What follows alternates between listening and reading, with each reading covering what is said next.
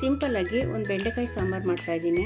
ಮೊದಲು ಬೆಂಡೆಕಾಯಿನ ನೀರಿನಲ್ಲಿ ಚೆನ್ನಾಗಿ ತೊಳ್ಕೊಂಡು ಬಟ್ಟೆಯಿಂದ ಒರೆಸ್ಕೊಂಡು ಈ ಸೈಜ್ನಲ್ಲಿ ಬೆಂಡೆಕಾಯಿನ ನಾನು ಕಟ್ ಮಾಡ್ಕೊತೀನಿ.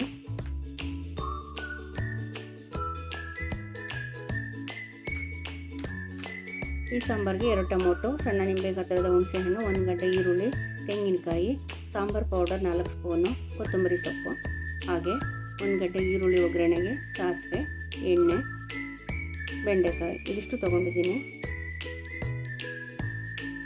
ಕಬ್ಬಿಣದ ಬಾಣಲಿಗೆ ಬೆಂಡೆಕಾಯಿನ ಹಾಕ್ತಾಯಿದ್ದೀನಿ. ಅದಕ್ಕೆ ಎಣ್ಣೆ ಹಾಕಿಲ್ಲ, ಹಾಗೆ ಡ್ರೈ ಆಗಿ ಫ್ರೈ ಮಾಡ್ಕೊಬೇಕು. ಫ್ಲೇಮ್ನ ಹೈನಲ್ಲಿ ಇಟ್ಟಿರಬೇಕು. ಈ ರೀತಿ ಬೆಂಡೆಕಾಯಿನ ಚೆನ್ನಾಗಿ ಫ್ರೈ ಮಾಡ್ಕೊತೀನಿ. ಫ್ಲೇಮ್ನ ಹೈನಲ್ಲಿ ಇರಬೇಕು. ಬೆಂಡೆಕಾಯಿ ಜಾಸ್ತಿ ಕಾಣಿಸ್ತಾ ಇರುತ್ತೆ, ಸ್ವಲ್ಪ ಬಾಡಿದ್ಮೇಲೆ ಈ ರೀತಿ ಕಡಿಮೆ ಆಗ್ತಾ ಬರುತ್ತೆ. ಈಗ ಫ್ಲೇಮ್ನ ಕಡಿಮೆ ಮಾಡಿಕೊಂಡು ಬೆಂಡೆಕಾಯಿ ನೋಡಿ ಅಂಟು ಥರ ಲೋಳೆ ಥರ ಕಾಣಿಸ್ತಾ ಇದೆ, ಗಮ್ ಥರ. ಈ ಅಂಟು ಥರ ಇದೆಲ್ಲ ಹೋಗೋವರೆಗೂ ಹಾಗೆ ಫ್ರೈ ಮಾಡ್ಕೊತಾ ಇರಬೇಕು. ಫ್ಲೇಮು ಕಡಿಮೆನಲ್ಲೇ ಇರಬೇಕು. ಮಧ್ಯ ಈ ರೀತಿ ಕಲಕ್ತಾ ಇರಬೇಕು. ಈ ರೀತಿ ಕಲ್ಕೋದ್ರಿಂದ ಬೆಂಡೆಕಾಯಿ ಚೆನ್ನಾಗಿ ಮಿಕ್ಸ್ ಆಗುತ್ತೆ. ಫ್ಲೇಮ್ನ ಕಡಿಮೆ ಮಾಡಿ ಹಾಗೆ ಬಿಡ್ತೀನಿ. ಅಷ್ಟರಲ್ಲಿ ತೆಂಗಿನಕಾಯಿ, ಈರುಳ್ಳಿ ಮತ್ತು ಟೊಮೊಟೊ ಕಟ್ ಮಾಡಿ ಟೊಮೊಟೊನು ಮಿಕ್ಸಿಗೆ ಹಾಕ್ಕೊತೀನಿ. ಅದು 1 ರೌಂಡ್ ಆದಮೇಲೆ ಕೊತ್ತಂಬರಿ ಸೊಪ್ಪನ್ನ ಹಾಕಿ ಮಿಕ್ಸಿ ಮಾಡಿ ಇಟ್ಕೊತೀನಿ. ಬೆಂಡೆಕಾಯಿಗೆ 1 ಅರ್ಧ ಸ್ಪೂನು ಉಪ್ಪು ಹಾಕಿ ಹಾಗೆ ಫ್ರೈ ಮಾಡೋಕ್ಕೆ ಬಿಡ್ತೀನಿ. ಅಷ್ಟರಲ್ಲಿ ಕಡಾಯಿಗೆ ಎಣ್ಣೆ, ಸಾಸಿವೆ, ಜೀರಿಗೆ ಹಾಕಿ ಈರುಳ್ಳಿ ಮತ್ತು ಕರಿಬೇವಿನ ಸೊಪ್ಪನ್ನ ಹಾಕಿ ಚೆನ್ನಾಗಿ ಫ್ರೈ ಮಾಡ್ತೀನಿ.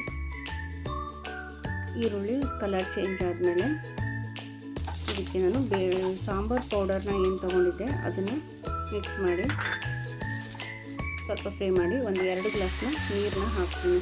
ನೀರು ಹಾಕಿ ಇದನ್ನು ಕುದಿಲಿಕ್ಕೆ ಬಿಡ್ತೀನಿ. ಮುಚ್ಚಳ ಮುಚ್ಚಿ ಕುದಿಲಿಕ್ಕೆ ಬಿಡ್ತೀನಿ. ಈ ಕಡೆ ಬೆಂಡೆಕಾಯಿ ಚೆನ್ನಾಗಿ ಫ್ರೈ ಆಗ್ತಾಯಿದೆ. ಈಗ ಆ ಥರ ಮೊದಲು ಕಾಣಿಸ್ತಿತ್ತಲ್ಲ ಹಾಗೆ ಅಂಟು ಮತ್ತು ಲೋಳೆ ಥರ ಏನೂ ಕಾಣಿಸ್ತಿಲ್ಲ, ಚೆನ್ನಾಗಿ ಫ್ರೈ ಆಗಿದೆ.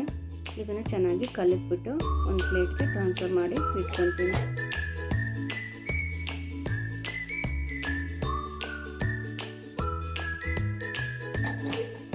ಸಾಂಬಾರು ಏನು ಚೆನ್ನಾಗಿ ಕುದಿಲಿಕ್ಕೆ ಬಿಟ್ಟಿದ್ವಲ್ಲ, ಇದು ಚೆನ್ನಾಗಿ ಕುದೀತಾ ಇದೆ. ಈಗ ಇದಕ್ಕೆ ನಾನು ಫ್ರೈ ಮಾಡಿರ್ತಕ್ಕಂಥ ಬೆಂಡೆಕಾಯಿನ ಹಾಕ್ಕೊತೀನಿ. ಹಾಕಿ ಚೆನ್ನಾಗಿ ಮಿಕ್ಸ್ ಮಾಡಿ ಇದಕ್ಕೂ ಮುಚ್ಚಳ ಮುಚ್ಚಿ ಒಂದು 5 ನಿಮಿಷ ಕುದಿಲಿಕ್ಕೆ ಬಿಡ್ತೀನಿ. ಈಗ ಬೆಂಡೆಕಾಯಿ ಚೆನ್ನಾಗಿ ಕುದೀತಾ ಇದೆ. ಇದಕ್ಕೆ ರುಬ್ಕೊಂಡಿರ್ತಕ್ಕಂಥ ಮಸಾಲೆನ ಹಾಕಿ ಮಿಕ್ಸ್ ಮಾಡ್ತೀನಿ. ತೆಂಗಿನಕಾಯಿ, ಈರುಳ್ಳಿ ಮತ್ತು ಟೊಮೊಟೊ, ಕೊತ್ತಂಬರಿ ಸೊಪ್ಪು ಏನು ರುಬ್ಕೊಂಡಿದ್ವಿ ಅದನ್ನು ಚೆನ್ನಾಗಿ ಮಿಕ್ಸ್ ಮಾಡಿ ನಮಗೆ ನೀರು ಎಷ್ಟು ಬೇಕೋ ಅಷ್ಟನ್ನು ಹಾಕ್ಕೊಬೇಕು. ಇದು ಥಿಕ್ನೆಸ್ ಕೂಡ ನೋಡ್ಕೊಬೇಕು. ಗಟ್ಟಿ ಮತ್ತು ತೆಳು ಹೇಗಿದೆ ಅಂತ ನೋಡಿಕೊಂಡು ಚೆನ್ನಾಗಿ ಮಿಕ್ಸ್ ಮಾಡಿಕೊಂಡು ಇದನ್ನು ಚೆನ್ನಾಗಿ ಕುದಿಲಿಕ್ಕೆ ಬಿಡಬೇಕು. ನಿಮಗೆ ಯಾವ ಹದಕ್ಕೆ ಬೇಕು ಆ ಹದಕ್ಕೆ ಮಾಡ್ಕೊಬೇಕು.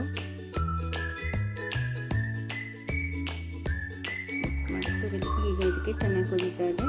1 ಟೇಬಲ್ ಸ್ಪೂನ್ ಉಪ್ಪು ಮತ್ತು ನಾನು ನಿಂಬೆಹಣ್ಣಿನ ತೊಗೊಂಡಿದ್ದೆ ಅದನ್ನು ಚೆನ್ನಾಗಿ ರಸನ ತೊಗೊಂಡಿದ್ದೀನಿ. ನಮಗೆ ಎಷ್ಟು ಬೇಕು ಹುಳಿ ನೋಡಿಕೊಂಡು ರಸನ ಹಾಕ್ಕೊಳ್ತೀನಿ. ಈಗ ಇದು ಗಟ್ಟಿ ಚೂರು ಎಷ್ಟಿದೆ ಅಂತ ನೋಡ್ಕೊಬೇಕು. ಮತ್ತೆ ನೀರು ಹಾಕೊಂಡು ಸಾಂಬಾರು ಎಷ್ಟು ಬೇಕೋ ಅಷ್ಟು ನೋಡಿಕೊಂಡೆ ಹದವಾಗಿ ಮಾಡ್ಕೊಬೇಕು. ಬೆಂಡೆಕಾಯಿ ಸಾಂಬಾರು ಅನ್ನದ ಜೊತೆಗೆ, ಮುದ್ದೆ ಜೊತೆಗೆ ಪರ್ಫೆಕ್ಟಾಗಿ ಕಾಂಬಿನೇಷನ್ ಚೆನ್ನಾಗಿರುತ್ತೆ. ಜೊತೆಗೆ 1 ಸ್ಪೂನ್ ತುಪ್ಪ ಹಾಕ್ಕೊಂಡ್ರೆ ಒಳ್ಳೆ ಟೇಸ್ಟ್ ಇರುತ್ತೆ. ರುಚಿಯಾದ ಬೆಂಡೆಕಾಯಿ ಸಾಂಬಾರು ಸವಿಯಲು ಸಿದ್ಧ. ಕಾಯಿ ಸಾಂಬಾರು ಕೂಡ ಇದೇ ಥರ ಮಾಡ್ಬೋದು. ಅದೇ ಸಾಮಗ್ರಿಗಳು ತೊಗೊಂಡಿರೋದು. ಎಕ್ಸ್ಟ್ರಾ ಅವರೆಕಾಳನ್ನು ಡ್ರೈ ರೋಸ್ಟ್ ಮಾಡಿ ನೀರಿನಲ್ಲಿ ಹಾಕಿ ಇಟ್ಟಿದ್ದೀನಿ. ಇದಕ್ಕೆ ಪಾತ್ರೆಗೆ ಎಣ್ಣೆ, ಸಾಸಿವೆ, ಜೀರಿಗೆ, ಈರುಳ್ಳಿ, ಕರಿಬೇವು ಸೊಪ್ಪನ್ನ ಹಾಕಿ ಫ್ರೈ ಮಾಡ್ಕೊತಾ ಇದ್ದೀನಿ. ಇದಕ್ಕೆ ನಾನು 4 ಹಾಗಲಕಾಯಿನ ತೊಳೆದು ಚೆನ್ನಾಗಿ ಈ ರೀತಿ ಕಟ್ ಮಾಡಿಕೊಂಡು ಮತ್ತು ಉಪ್ಪಿನಲ್ಲಿ ನೆನೆಸಿಟ್ಟು ಚೆನ್ನಾಗಿ 2 ಸಲ ತಗೊಂಡಿದ್ದೀನಿ. ಇದಕ್ಕೆ ಈಗ ಈರುಳ್ಳಿ ಜೊತೆಗೆ ಹಾಕಿ ಫ್ರೈ ಮಾಡ್ತಾಯಿದ್ದೀನಿ. ಈ ರೀತಿ ಕಲ್ಕೋದ್ರಿಂದ ಹಾಗಲಕಾಯಿ, ಈರುಳ್ಳಿ ಎಲ್ಲ ಚೆನ್ನಾಗಿ ಮಿಕ್ಸ್ ಆಗುತ್ತೆ. ಇದಕ್ಕೆ ನಾನು ಒಂದು ದೊಡ್ಡ ನಿಂಬೆ ಗಾತ್ರದ ಹುಣಸೆ ಹಣ್ಣನ್ನು ತೊಗೊಂಡಿದ್ದೀನಿ. ಅದನ್ನು ಚೆನ್ನಾಗಿ ರಸನ ತೆಗೆದಿಟ್ಕೊಂಡಿದ್ದೀನಿ. ಈಗ ಹಾಗಲಕಾಯಿ ಚೆನ್ನಾಗಿ ಫ್ರೈ ಆದಮೇಲೆ ಆ ಹುಣಸೆ ಹಣ್ಣು ಕೂಡ ಇದಕ್ಕೆ ಹಾಗಲಕಾಯಿ ಜೊತೆಗೆ ಮಿಕ್ಸ್ ಮಾಡಬೇಕು. ಈ ರೀತಿ ಹುಣಸೆ ಹಣ್ಣನ್ನು ಮಿಕ್ಸ್ ಮಾಡಬೇಕು. ಇದಕ್ಕೆ ನಾನು ಮತ್ತೆ ಎಕ್ಸ್ಟ್ರಾ ಇನ್ನೂ ಹುಣಸೆ ಹಣ್ಣು ತೊಳೆದು ಎಕ್ಸ್ಟ್ರಾ ನೀರನ್ನು ಹಾಕ್ತಾಯಿದ್ದೀನಿ. ಅವರೆಕಾಳು ಏನು ತೊಗೊಂಡಿದ್ದೆ ಅದನ್ನು ನೆನೆಸಿಟ್ಟಿದ್ನಲ್ಲ ಅದನ್ನು ಕೂಡ ಹಾಕಿ ಹಾಗಲಕಾಯಿ, ಅವರೆಕಾಳು, ಹುಣಸೆಹಣ್ಣು ಎಲ್ಲನೂ ಕೂಡ ಚೆನ್ನಾಗಿ ಬೇಯಲಿಕ್ಕೆ ಮುಚ್ಚಳ ಮುಚ್ಚಿ ಅರ್ಧ ಮುಚ್ಚಳ ಮುಚ್ಚಿ ಬೇಯಲಿಕ್ಕೆ ಬಿಡಬೇಕು.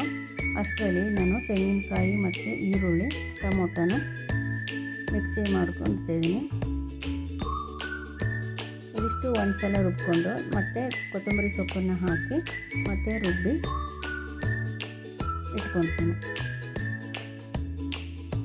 ಇಷ್ಟರಲ್ಲಿ ಹಾಗಲಕಾಯಿ ಒಂದು ಮುಕ್ಕಾಲು ಭಾಗ ಬೆಂದಿರುತ್ತೆ. ಅರ್ಧ ಮುಚ್ಚಳ ಮುಚ್ಚಿ ಹಾಗಲಕಾಯಿನ ಬೇಯಿಸ್ಕೊಬೇಕು. ಅದು ಹೋಗಿ ಸ್ವಲ್ಪ ಆಚೆ ಹೋಗಬೇಕು, ಕಹಿ ಅಂಶ ಸ್ವಲ್ಪ ಹೋಗುತ್ತೆ. ಈಗ ಮುಕ್ಕಾಲು ಭಾಗ ಬೆಂದಿದೆ ಹಾಗಲಕಾಯಿ. ಇದಕ್ಕೆ ನಾನು ಸಾಂಬಾರು ಪೌಡರ್ ಏನು ತೊಗೊಂಡಿದ್ದೆ ಅದನ್ನು ಮಿಕ್ಸ್ ಮಾಡ್ತೀನಿ. ಹುಳಿ ಮತ್ತು ಖಾರ ಎಲ್ಲ ಇಟ್ಟು ಚೆನ್ನಾಗಿ ಬೇಯಲಿ ಅಂತ ಈ ರೀತಿ ಮಿಕ್ಸ್ ಮಾಡಿ 2 ಗ್ಲಾಸ್ ಬಿಸಿನೀರನ್ನು ಹಾಕ್ತಾಯಿದ್ದೀನಿ. ಹಾಗಲಕಾಯಿ, ಅವರೆಕಾಳು, ಖಾರ ಎಲ್ಲ ಹಿಡಿದು ಚೆನ್ನಾಗಿ ಬೇಯಬೇಕು. ಅದಕ್ಕೋಸ್ಕರ ಮಿಕ್ಸ್ ಮಾಡಿ ಅರ್ಧ ಮುಚ್ಚಳ ಮುಚ್ಚಿ ಕುದಿಲಿಕ್ಕೆ ಬಿಡ್ತೀನಿ. ವೀಕ್ಷಕರೇ ನೋಡಿದ್ರೆ ಈಗ ಚೆನ್ನಾಗಿ ಕುದೀತಾ ಇದೆ ಹಾಗಲಕಾಯಿ ಸಾಂಬಾರು. ಇದಕ್ಕೆ 1 ಟೇಬಲ್ ಸ್ಪೂನ್ನಷ್ಟು ಉಪ್ಪನ್ನು ಹಾಕಿ ಚೆನ್ನಾಗಿ ಮಿಕ್ಸ್ ಮಾಡ್ತಾಯಿದ್ದೀನಿ. ಹಾಗೆ ರುಬ್ಬಿರತಕ್ಕಂಥ ಮಸಾಲೆಯನ್ನು ಹಾಕಬೇಕು. ತೆಂಗಿನಕಾಯಿ, ಟೊಮೊಟೊ, ಈರುಳ್ಳಿ, ಸೊಪ್ಪು, ಕೊತ್ತಂಬರಿ ಸೊಪ್ಪು ಏನು ಮಿಕ್ಸಿ ಮಾಡಿದ್ದೀನಿ ಅದನ್ನು ಹಾಕಿ ಮಿಕ್ಸ್ ಮಾಡ್ತೀನಿ. ಹಾಗೆ ಮಿಕ್ಸಿ ಜಾರ್ನ ತೊಳೆದು ಆ ನೀರನ್ನು ಹಾಕ್ತಾಯಿದ್ದೀನಿ. ಈಗ ಸಾಂಬಾರು ಕನ್ಸಿಸ್ಟೆನ್ಸಿ ಹೇಗಿದೆ ಅಂತ ನೋಡ್ಕೊಬೇಕು. ನಮಗೆ ಯಾವ ಹದಕ್ಕೆ ಸಾಂಬಾರು ಬೇಕು ಆ ಹದಕ್ಕೆ ನೀರನ್ನು ಹಾಕ್ಕೊಂಡು ಕುದಿಸ್ಕೊಬೇಕು. ಇದಕ್ಕೆ ಅವರೆಕಾಳು ಅಲ್ಲದೆ ಕೂಡ ಕಡಲೆಕಾಳು, ಬಟಾಣಿ ಕಾಳು ಹಾಕ್ಬೋದು. ಅದನ್ನು 4-5 ಅವರು ನೀರಿನಲ್ಲಿ ನೆನೆಸಿ ಚೆನ್ನಾಗಿ ಹಾಕೋದ್ರಿಂದ ಅದು ಟೇಸ್ಟ್ ಚೆನ್ನಾಗಿರುತ್ತೆ. ನಾನು ಅವರೆಕಾಳನ್ನು ಡ್ರೈ ರೋಸ್ಟ್ ಮಾಡಿ ನೆನೆಸಿ ಹಾಕ್ತಿದ್ದೀನಿ. ಇದು ಚೆನ್ನಾಗಿ ಕುದಿಲಿಕ್ಕೆ ಬಿಡಬೇಕು. ಈಗ ಕುದೀತಾ ಇದೆ. ಒಂದು ಸಣ್ಣಲ್ಲಿ ಕಾಯ್ದಾಗದಷ್ಟು ಬೆಲ್ಲವನ್ನು ಹಾಕ್ತಾಯಿದ್ದೀನಿ. ಬೆಲ್ಲ ಎಲ್ಲ ಕರಗಿದ ಮೇಲೆ ಫ್ಲೇಮ್ ಆಫ್ ಮಾಡ್ಕೊಬೇಕು. ಹಾಗಲಕಾಯಿ ಡಯಾಬಿಟಿಸ್ಗೆ ತುಂಬ ಒಳ್ಳೆಯದು. ಅನ್ನಕ್ಕೆ ಮತ್ತು ರಾಗಿ ಮುದ್ದೆಗೆ ಹಾಗಲಕಾಯಿ ಸಾಂಬಾರು ಸವಿಯಲು ಸಿದ್ಧ.